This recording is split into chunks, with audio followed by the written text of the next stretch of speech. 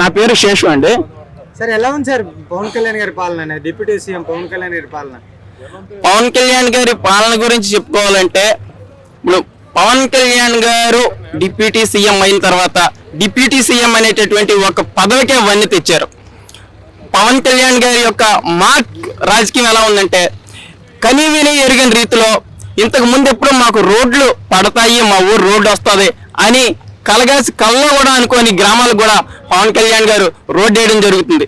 అదేవిధంగా ఎక్కడైతే మన్యంలో మన అరకు ప్రాంతంలోని కాలినడకన ప్రయాణించినటువంటి ఏకైక మగాడు, ఏకైక మినిస్టర్ కొణిదెల పవన్ కళ్యాణ్ గారు. పవన్ కళ్యాణ్ గారు ప్రజల మనిషి, ప్రజలతో ఎన్నుకోబడ్డాడు. ప్రజాస్వామ్యాన్ని పరిరక్షించడానికి జనసేన పార్టీ పెట్టాడు. ఈరోజు దాన్ని సెలబ్రేషన్ ఈ యొక్క ఆవిర్భావ దినోత్సవం. అంటే మీరేమో వెన్నుకున్నారు ఎమ్మెల్యే అన్నారు. జగన్మోహన్ రెడ్డి గారు కార్పొరేటర్కి ఎక్కువ, ఎమ్మెల్యే తక్కువ, జీవితంలో ఒక్కసారి ఎమ్మెల్యే అయ్యాడు, ఈ వ్యక్తి కూడా మాట్లాడుతున్నారు. దానిపై మీ అభిప్రాయం అనేది ఏంటి? జగన్మోహన్ రెడ్డి గారి గురించి మాట్లాడాలి ఈ సందర్భంలో అంటే నాకు ఇష్టం లేదు. అయినప్పటికీ మీరు అడిగారు కాబట్టి నేను చెప్తున్నాను. జగన్మోహన్ రెడ్డి గారు ముందు కూడా 2014 నుంచి 2019 వరకు కూడా జగన్మోహన్ రెడ్డి గారు అసెంబ్లీకి వెళ్ళలేదు. ఆ రోజు అసెంబ్లీని వదిలేశాడు. అంటే అతనికి కావాల్సింది ఏంటంటే అధికారం, అతనికి కావాల్సింది పవర్, అతనికి కావాల్సింది శవాల యాత్ర, అతనికి కావాల్సింది జనాలు ఎక్కడైనా శవం దొరికితే ఆ శవం దగ్గరికి వెళ్ళాలి, నవ్వాలి, ఫోటోలు తీయించుకోవాలి. అదేవిధంగా మొన్న చూసుకుంటే మనకి ఇప్పుడు 11 మంది ఎమ్మెల్యేలు ఇచ్చారు.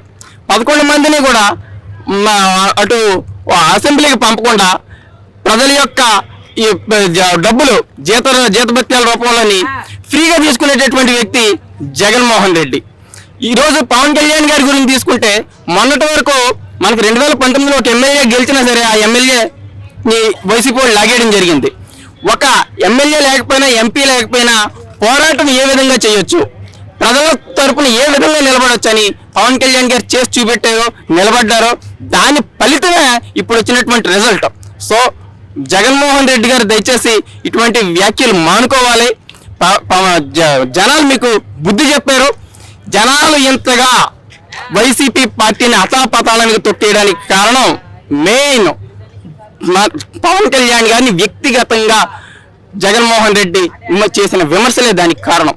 దయచేసి ఎక్కడైనా సరే ఆ నోరిని శుద్ధి చేసుకొని ఒక ప్రజా జీవితంలో ప్రజానాయకుడు ఎలా ఉండాలో పవన్ కళ్యాణ్ గారిని చూసి నేర్చుకోండి. పవన్ కళ్యాణ్ గారి మీద జగన్ గారు ఎంత దాడి చేసినా సరే కనీసం జన సైనికులు పోస్టులు పెట్టేటప్పుడు కూడా పవన్ కళ్యాణ్ గారు వద్దు, మనం మహిళలను గౌరవించాలి, మహిళల మీద ఏ రకమైనటువంటి అసభ్యకర వ్యాఖ్యలు చేయొద్దు. మొన్న అసెంబ్లీకి వెళ్ళేటప్పుడు కూడా మా పార్టీ ఎమ్మెల్యేలకు పవన్ కళ్యాణ్ గారు ఇచ్చింది ఒకటే, సభలో వైసీపీ భాష వాడవద్దు ఇలాగని. సో జగన్మోహన్ రెడ్డి గారికి నేను ఇచ్చే సలహా ఏంటంటే పవన్ కళ్యాణ్ గారిని చూసి రాజకీయాలు నేర్చుకోండి. ఒక రాజకీయ నాయకుడు ఎలా ఉండాలో, ఎంత హుందాగా మెలుగాలో అనేటటువంటి విషయాన్ని పవన్ కళ్యాణ్ గారు ఏ విధంగా మీకు 11 మంది ఉన్నా సరే ప్రతిపక్ష హోదా కావాలంటే చాలా సింపుల్గా చెప్పారు, జర్మనీ వెళ్ళండి అలాగని. జర్మనీలో మీకు అక్కడ ఉన్నటువంటి విధి విధానాలను కూడా మీకు చాలా అది ఒక రాజకీయ నాయకుడు నడుచుకోవాల్సినటువంటి విధానం, అది ఒక రాజకీయ నాయకుడు మాట్లాడవలసిన భాష. జగన్మోహన్ రెడ్డి గారు మీరు పవన్ కళ్యాణ్ గారిని చూసి రాజకీయాలు నేర్చుకోండి.